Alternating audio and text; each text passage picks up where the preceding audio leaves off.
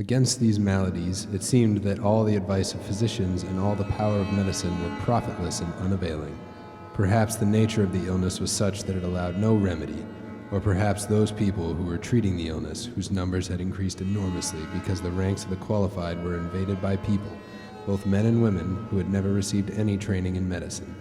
Being ignorant of its causes, were not prescribing the appropriate cure. At all events, few of those who caught it ever recovered, and in most cases death occurred within 3 days from the appearance of the symptoms we have described, some people dying more rapidly than others, the majority without any fever or other complications.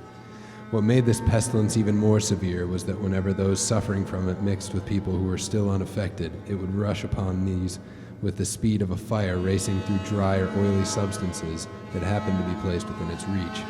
Nor was this the full extent of its evil, for not only did it infect healthy persons who conversed or had any dealings with the sick, making them ill or visiting an equally horrible death upon them, but it also seemed to transfer the sickness to anyone touching the clothes or other objects which had been handled or used by victims. It is a remarkable story that I have to relate, and were it not for the fact that I am one of many people who saw it with their own eyes, I would scarcely believe it, let alone commit it to paper,